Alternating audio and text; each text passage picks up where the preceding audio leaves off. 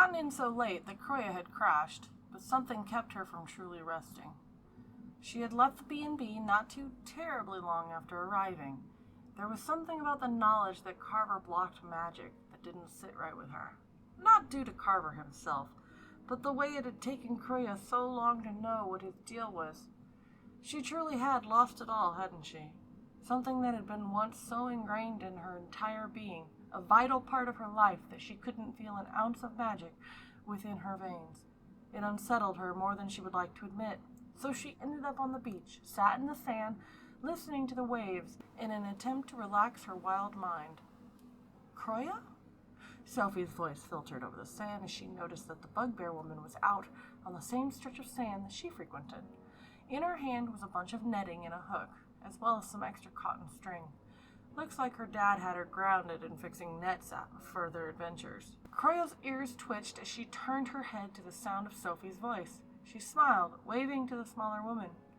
"Good morning," she greeted, though there were bags under her eyes. She'd been caught off guard, not having expected to be perceived at the moment, and she didn't have time to wipe the clear exhaustion from her face. "You are fishing?" she questioned. No," Sophie laughed.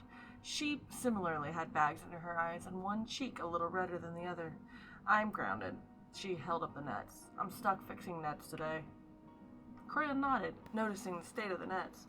That honestly made more sense for Sophie to be on a beach with the nets, seeing as her family had a boat to fish from. "I would assist, but I know nothing of fixing nets, and fingers are not most delicate," she offered with a light laugh. A tired sound, but no less genuine. "The company is all I really came for. I can fix nets." Sophie grinned with a cheeky little shrug as she dropped her tools on the sand beside Croya.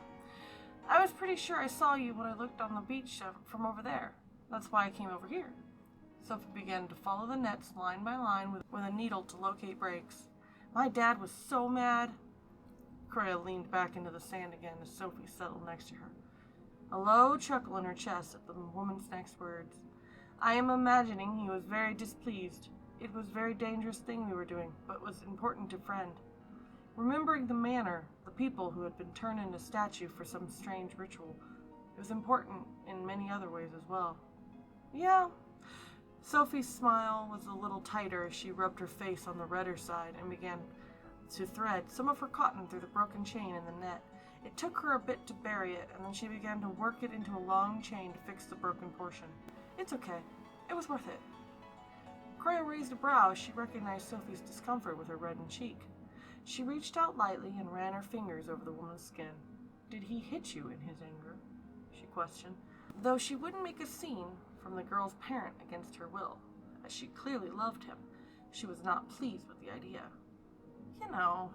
Sophie pressed her lips tighter together and flicked her eyes one way or the other, and then threaded her hook onto her new working thread and began to effortlessly chain it. "He was scared. I'm his only child, and my mom is dead, and he's injured. And the boat is how we make a living. And I could have died." She shrugged. "He was scared. People do things they don't mean when they're scared." Croya nodded. She understood that people did horrible things when they were scared. She had witnessed it, experienced it, and even done a few things herself when she was terrified. But that did not make it okay. Nor did that make it something she was pleased about. "People will do many things when scared, you are right," she offered Sophie, choosing her words carefully.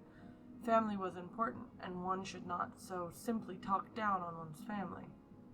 "But that does not make it good," she simply chose. It was clear, her opinion known, but not judgmental to the girl's father. "I know." Sophie smiled tightly. "You should hear what Ethan says about him half the time. You don't have to be nice." "I know, but he's my family. My only family, except Max. She shrugged. "He needs me." Croya nodded, letting her hand fall from Sophie's cheek. "I understand. Family is important. It is hard to stand up for yourself when it is family. My mother, she was a beast. She was not violent in this way, but she did not mincing her words." Croya missed her mother dearly, but the woman had died respectfully. She was honored. "She's saying things that hurt very deep when I was young. Mother was thinking it was to make me strong, but even strong rock breaks under too much pressure. I still remember her with love, but those times did not feel like love. My mother died when I was young to a mining accident." Sophie flicked her wrist and the hook locked into the existing net and was bound off. It didn't take her long to bury the thread and begin anew. It's just been me and Dad for a long time. Croya nodded, listening as her eyes watched Sophie work. Other than his fear, is there a good relationship? She questioned curiously. It would not excuse the pain it inflicted, but she wished to know if the man was always prone to violence or if it was only from fear for her safety. We get along well enough. Sophie made a face and pressed her lips together. She flicked her eyes up at Croya and backed out at the sea as she worked on the netting. He fixes the house and does the fishing. I fix the nets and cook. Not well, but I try. So they managed. The tie was family, not any outstanding relationship outside of that. She could understand it. She even respected it in a way. You are only child, Max's cousin, yes? She decided to turn the conversation slightly, curious of the girl's support system, if her father was little more than someone of mutual survival needs. Yeah. My mom and his father are siblings. Sophie seemed surprised by the pivot and smiled brightly. He's an oracle. I don't see him much. She gestured toward the tower with her head as her hands were busy. Croya nodded. He was not the same Max that she knew, but he seemed like the same good kid she'd met back at home. That is shame, but he is seeming like he is busy with others in tower. It was, what is word? She had to search for a word for a few moments. Rambunctious. She decided to land on. You are having only self and father most days. Sophie shrugged. The guys over there are really intense, and Max is the head oracle, so he's kind of... It's his circus, and those are his monkeys. She grinned wide enough to make her eyes close. He's a great guy. Blasted my dad off the side of the boat once because I started crying. She snickered and shook her head. But most of the time, it's me and Dad, and he's okay. Like, really, it's normally fine. He was scared. Croya chuckled at the image of Max blasting the girl's father. Yeah, that sounded right. It is your family, and you decide how we are feeling about him. I am only curious on where you are going if he is too scared and you wish to not be around. She simply stated she wasn't one to beat around the bush when she was curious, and she'd already done as much polite digging as she could without outright stating what she wanted to know. It is not for me to judging, only wishing to know you have outlet. I'm not scared. Sophie frowned sharply, and her hands never stopped twisting through the net. It was the first time she'd looked at Croya in the eye, but then softened and sighed. If I've got to go, I've got friends. I can always crash at the Bianchis, probably. Max's other side. The girls are real nice over there. Celia would probably feed me till I popped. Croya nodded and held a hand up in apology. She'd clearly misspoken her words. I am not trying to say you are scared of father. I am not good with trying to say words in a gentle way. She laughed softly, though it held no humor. I was only meaning to know you had safety, if you are ever needing it. I will also help. I do not believe anyone should be alone when they need help. That is all. Sophie sat there quietly, working through the net for a while when she put it in her lap and let herself lean over and fall so she was leaning on Croya.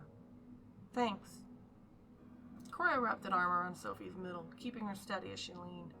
She hummed softly with a single nod. You are welcome. I am sorry I'm not good with words, she added with a light laugh that did hold humor. Sophie smiled and scooted a little closer so she could get comfortable with her head on Croya's side before she continued to work on the nets. They needed done. Your words are fine. It's just been a long week and I didn't sleep enough. She looked up and smiled. The company makes it worth it. Croya grinned, easily bearing her 2 sets of tusks. We are agreeing on this. Sophie was a nice presence. She made it easy to stop focusing on many, many things running through Croya's head. It did not stop the thoughts, but Sophie allowed her a break from them for a short while. It was pleasant. Croya could feel a kindred spirit in Sophie. She clearly had her demons, but was still bright and made others' day better. She appreciated that. So you have been fixing nets since young, yes? You are very good. I mean, Sophie glanced down at the nets and shrugged. I try. Sometimes better, sometimes worse, but if a net loses a fish because I did a bad job, my ass is grass, so I better make it good, you know? She chuckled. I tried to make a shawl once. It's the ugliest thing you've ever seen. Lumpy and full of holes. Croya shrugged. Shawl is very different from net. I am sure if you practice it would not have holes. point is to be trying. She'd known how to make things with her hands once upon a time. It was important to her culture. But it had been so long since she'd been the one at a wheel, she wasn't sure if her hands would remember how to do it. And I am doubting it was the ugliest thing I've seen. I have a brother. She then said, knowing she would have gotten a solid groan from Caresse at the joke, which was enough to warm her heart a little. Sophie laughed at that and shook her head. Maybe I'll make another sometime. She grinned and then looked out at the ocean as the ships moved back and forth in the bay looking for a catch. The brother comment had caught her off guard, and she laughed, put the net down. I always wanted a sibling, Sophie mused. It was odd not to have one. Being an only child as a roan was like being a redhead. Sophie was odd in both ways. Croya hummed and tilted her head to the side. It is blessing and curse in ways. I would do anything for him, have done horrible things for him to be safe. He has done the same, and I am ashamed he ever had to. The love, it is strong, but it destroys me to know what he has done to help me. Her eyes cast down to her free hand, knowing that the blood that stained them, even when she was not the one with the actions, that did not change that she felt it all. Sometimes loving someone like me is not safe for him, but I believe now he is safe from what is being thrown to me to fix. He is happy, and for that I am happy. Sophie looked at the net, and her hand shifted around her hook as she considered it. She had held it in her hand like a writing utensil. In her thoughts, it shifted to be more like holding a spoon or fork. Sometimes loving isn't safe, Croya. Sophie said it very low, and her face looked severe. That's when it becomes the most important choice someone can make for themselves. She pursed her lips and did a few more attachments before the next part of the net, pulling the string effortlessly behind the post to anchor it. Sometimes the blood your hands are soaked in is all that you can see, but all that they can see is the hands that held them. We have to live knowing that we are both. Croy looked at Sophie in surprise. Her eyes slightly widened before she looked back at her hand and take a deep breath. She nodded, and it was a good thought to hold, and she would make an effort to remember it, but in times of deep sorrow it was hard to remember the good that came with the bad. That is good to think of. I am appreciating your words.